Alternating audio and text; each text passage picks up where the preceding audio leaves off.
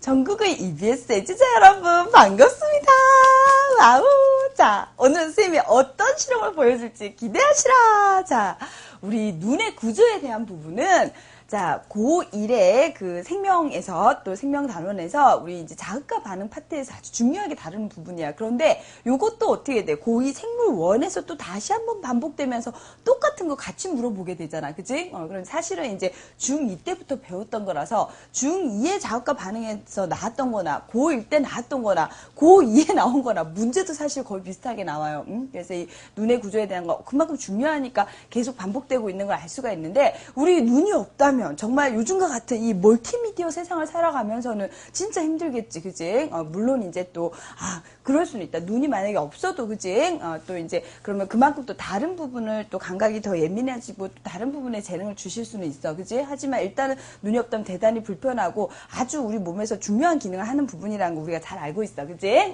그런데 이거 이제 눈의 구조를 볼 때, 해부 실험을 해보면 제일 확실하게 알 수 있는데 사실 생활 속에서 해볼 수가 있어. 우리 애제자들도 생선 먹잖아, 그치? 그래서 엄마한테 생선을 익히기 전에 익히고 나면 이 수정체 관찰이 조금 힘들거든. 그래서 생선을 익히기 전에 생선만 말만 나도 왜 이렇게 침이 나오냐, 큰일 났다. 그런데 생선찌개 했으면 되게 좋아하거든. 그런데 이 생선찌개를 하기 전에 생선 눈을 미리 이제 좀 분리를 해달라고 엄마한테 부탁을 드리는 거야. 그러면 그거 있지 그냥 집에서 커터칼로 그냥 잘라만 봐도 진짜 투명하고 이렇게 단단한 젤리 같은 그런 수정체를 관찰을 할 수가 있어. 그런데 오늘은 이제 선생님이 이 눈의 구조에 대해서 우리가 확실하게 공부할 수 있도록 자 아주 큰 눈이 커서 이렇게 끔복끔복하는 동물 이 소 눈을 가지고 실험을 해보면서 눈의 구조에 대해서 자세하게 한번 설명해 볼 거야. 그러고 나서 문제 풀어보면 그냥 답이 눈에 보일 거다. 자, 그러면 지금부터 해부 실험 시작해 볼까?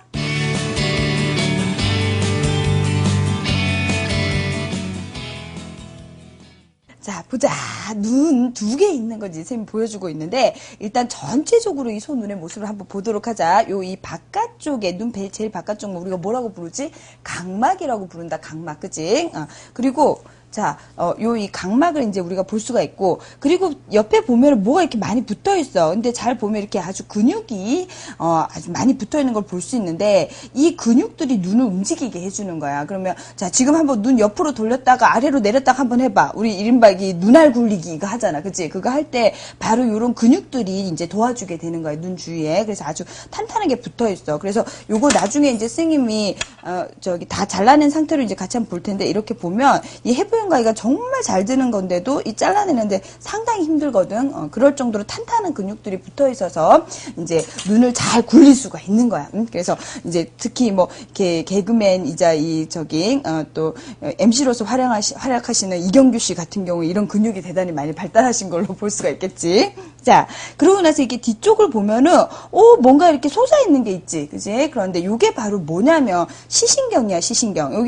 요 지금 안에 이렇게 하얗게 보이는데 이 부분이 전부 다 뭐냐면 뉴런으로 구성이 되어 있는 거야. 그러면 감각 뉴런이 되는 거지. 그럼 이게 도대체 어디까지 가느냐? 길게 연결이 돼서 대뇌까지 가게 되는 거다. 되겠어? 이게 이제 시신경. 그래서 지금 눈하고 연결되어 있는 것을 볼 수가 있지. 그지?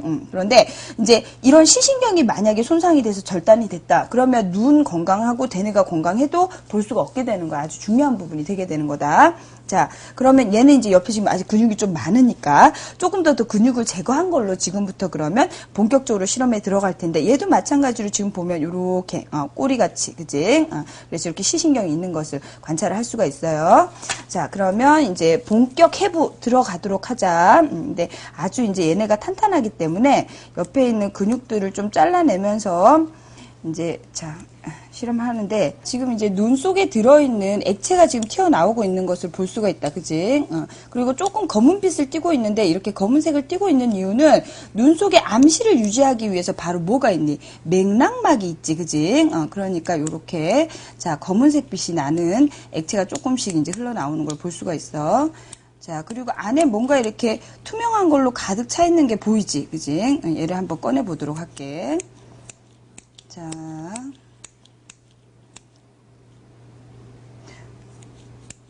튀어나오려고 한다. 그지?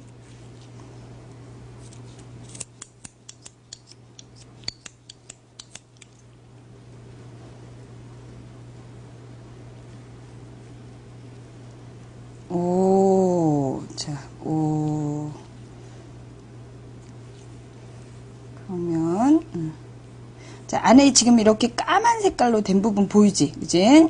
그래서 요렇게, 자, 맥락막이 있고, 그 다음에 지금 보면 이 투명한 부분이 다 뭐가 될까? 유리체 부분이 되게 되는 거야, 유리체. 그리고, 자, 이제 이 수정체가 되는데 수정체 옆에 또 진대가 붙어 있고, 그리고 여기가 지금 홍채 부분이 되게 되는 거야. 그런데, 우와, 자, 지금 선생님이 손에 쥐고 있는 거, 요거, 아주 투명하고, 자, 아주 단단한 젤리 같은, 아주 탄력성이 큰 거. 자, 이렇게 막 미끄러지, 도망가 다닌다. 그치? 자, 요게 바로 뭐가 되냐면, 수정체가 되게 되는 거예요, 수정체가. 자, 지금 봐라. 요거 정말 있잖아. 자, 투명 단단 젤리라는 게 느껴지지. 그러니까 요렇게 얘가 이렇게 탄력성이 있기 때문에 옆에서 잡아당겨주고 놓아주고 하는 거에 따라서 원근 조절이 가능한 거지. 진대와 모양근이 잡아당기고 놓고 하면서, 자, 원근 조절을 할 수가 있는 거야. 이 눈 속에 바로 볼록 렌즈와 같은 역할을 하기 때문에 글자 위에 올려놓게 되면 정말 렌즈의 역할을 한다는 것을 알 수가 있어. 그야말로 눈 속에 볼록 렌즈이기 때문에 밑에 깔려있는 지금 글자가 더 사이즈가 더 커져 있는 것을 볼 수가 있을 거야. 완벽하게 돋보기의 역할을 하고 있는 거지. 그래서 눈 속에 렌즈라고 표현하는 거 바로 이 수정체가 되게 되는 거다. 투명하기 때문에 밑에는 또 글자가 다 보이는 것을 알 수가 있어. 자, 이제 수정체는 잘 봤지. 이제 수정체는 빼내고 나서 이제 나머지 부분에 대한 설명도 쌤이 좀 해볼게. 그런데 지금 여기 보면 흐물흐물, 으아, 그지? 그러면서 투명한 부분이 있는데 이 부분이 바로 유리체가 되게 되는 거야. 그래서 눈은 이렇게 속에 투명한 이런 젤리 같은 형태의 액체들로 가득 차 있게 되는 거지, 그치? 약간 반고체라고 얘기할 수 있겠다, 얘는, 그치? 요게 이제 유리체고, 여기에, 요 사이에, 여기에 바로 아까 뭐가 있었니? 수정체가 있었던 부분이 되게 되는 거지, 유리체. 자, 그리고, 그 다음에 지금 보면, 자, 아까 여기가 눈의 앞부분이었어. 각막 부분이었다. 그러면 안쪽에서 보면은, 자, 이렇게 홍채를 관찰할 수가 있어. 그런데, 요 홍채가 많이 이완되게 되면, 자, 얘가 이렇게 이완돼서, 그러면 눈으로 들어오는 빛의 양을 좀 줄일 수도 있고, 그 다음에 홍채가 많이 수축되게 되면, 자, 지금 눈으로 들어오는 빛의 양을 훨씬 더 많이 하게 되겠지. 그지? 이런 식으로, 자, 눈에 들어오는 빛의 양을 조절하는 조리개 부분이 되는 홍채를 지금 관찰할 수가 있고, 그리고 그러면 이 부분은 뭐가 되는 거야? 망막이 되게 되는 거야, 망막. 그리고 뒤쪽에 요 까맣게 보이는 거, 맥락막이 싸고 있는 것을 알 수가 있다. 그지? 그런데 요 망막 중에서 보면은, 자, 여기 한번 치워볼게. 보면 여기 이렇게 구멍 같은 게 하나 나 있어. 이쪽에, 여기에.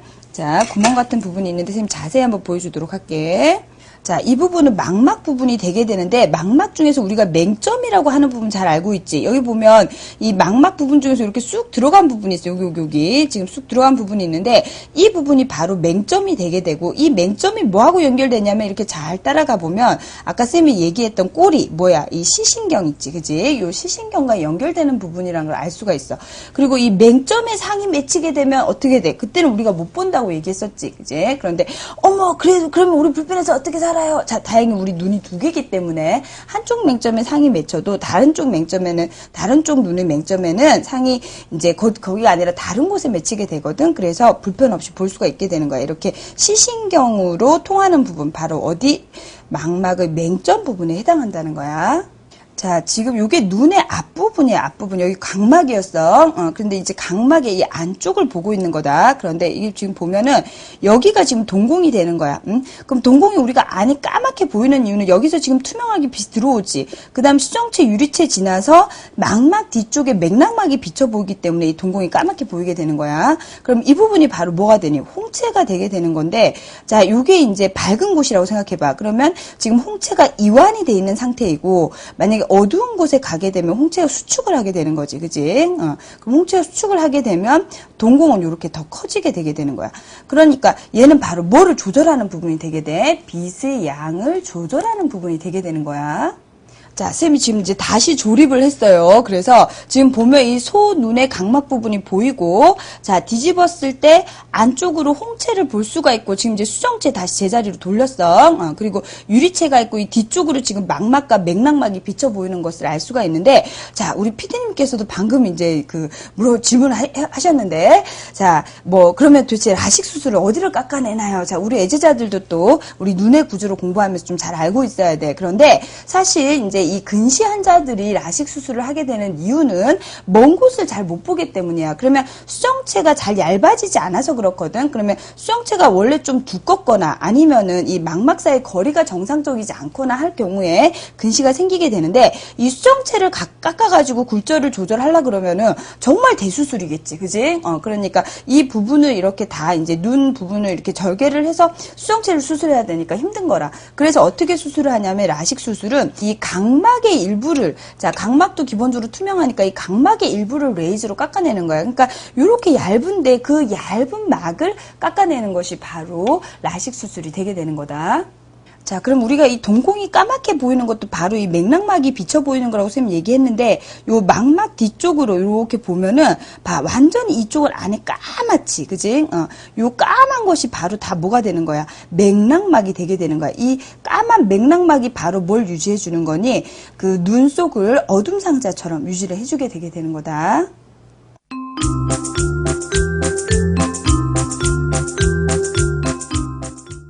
그림은 사람의 눈의 구조를 나타낸 것이다. 그러면서 이 구조에 관련된 문제들, 이제 또 생물원 파트에서 빠지지 않고 나오는 문제이고, 고1에서도 역시 자극과 반응 단원에서 아주 중요하게 다뤄지고 있는 부분이지. 자, 쌤이 제일 큰 눈인 소눈으로 확실하게 해부 실험하면서 이 구조, 기능에 대한 부분, 각각의 용어들 잘 한번 정리해 줬기 때문에 그냥 눈에 답을 보일 것 같아요. 자, 한번 보도록 하자. 그러면 이 A 부분은, 자, 이 수정체를 일부 가리고 있다. 그지? 그러면서 빛의 양을 조절하는 어느 부분이더라? 홍채 부분이더라. 그지? 근데 수정체 할 때는 어이야. 그지? 근데 홍채는 아이라는 사실도 알아두자. 이거 또 단답형이나 소수령 평가 할 때 홍채 이렇게 적으면 절대로 안 된다는 거. 그리고 그 다음에 이 B 부분이 어떻게 돼? 여기로 빛이 들어가지. B 부분은 우리가 뭐라고 얘기하더라? 동공이라고 얘기하는 부분이더라. 여기로 빛이 들어가게 돼. 홍채로 가려지지 않은 부분이고, 그 다음에 C가, 자, 눈에서 이 렌즈의 역할을 하는 무슨 체 부분? 수정체 부분이라는 거 우리가 잘 알고 있어. 그지? 그리고, 자, 상이 어디에 맺히는 거야? 이 D 부분. 자, 망막에 상이 맺히고 마치 필름 같은 역할을 하는 부분이었다. 그지? 근데 요새 이제 디카 때문에 필름이 없어지고 있어서 아직 우리 고딩 예제자들은 알지만 초딩 예제자들은 이제 거의 필름이란 말을 못 알아듣지 않을까? 자, 그러면 E는 어떤 부분이었어? 요거 우리 진짜 점이 있는 거 봤었잖아. 그지? 그리고 뒤에 쌤이 소 눈에 꼬리가 달렸네 했는데 그 꼬리가 바로 뭐라 그랬어? 여기가 시신경이라고 얘기를 했었어. 그럼 이 시신경으로 들어가는 부분 E는 어느 점이 되게 되는 거야? 맹점이 된다는 사실 우리가 알 수가 있었다. 그지? 그러면 보기 보도록 하자. 그러면 위 자료에서 각 부분의 명칭과 특징에 대한 설명으로 옳은 것을 골라보는 거야. 그런데 A가 각막이라 그랬는데, 자, 각막은 안구 앞쪽에 있는 가장 바깥쪽 막이 되는 거야. 그런데 A는 뭐였어? 홍채였잖아. 그치? 그래서 A가 각막이라는 것 자체가 틀렸고, 또 빛을 굴절시켜주는 걸 렌즈의 역할하는 수정체가 되게 된다. 그치? 그래서 이 각막에 대한 설명도 아니고, 그래서 1번은 틀렸다는 사실을 우리가 알 수가 있어. 자, 그 다음에 2번을 한번 보도록 할게. 2번에 B는 홍채라고 얘기했는데, B는 동공 부분이지, 동공 부분. 그치? 그래서, 자, 물론 여기에 설명, 수축과 이완을 통해서 빛의 양을 조절한다는 것은 홍채에 관련된 설명이 맞지만, B 부분이 홍채가 아니었다고. B 부분은 동공이었기 때문에 틀렸어요. 그 다음에, 자, 3번 C가 모양체라고 얘기했는데, 이 모양체가 원근을 조절하는 것은 맞아. 하지만, 자, C 부분은 또 뭐였니? 수정체, 렌즈 역할하는 수정체였기 때문에 또 틀렸지. 그래서 3번도 틀렸고, 그 다음에 4번에서 자, D 부분 망막, yes, 그지? 자, C세포가 분포했는데 이 C세포가 어떤 세포가 있더라? 간상세포와 또 원추세포가 있었어. 그래서 이 간상세포, 원추세포가 분포하고 있는 이 C세포가 분포해서 상이 맺히는 거 맞는 거야. 그래서 4번이 정답인 걸 알 수가 있네. 자, 이제 5번에 황반이라 그랬는데, 황반은 맹점보다 더 윗부분이야. 거기에 이제 상이 잘 맺히게 되는 거지. C세포가 풍부한 부분이 되는데, 지금 E는 어디야? 시신경이 들어가는 부분이고, 여기는 맹점이었다. 그치? 그래서, 자, E가 황반이라는 것은 잘못되었기 때문에, 자, 정답은 몇 번 되는 거 체크해 볼 수 있겠어? 4번 되는 거 체크해 볼 수 있겠다.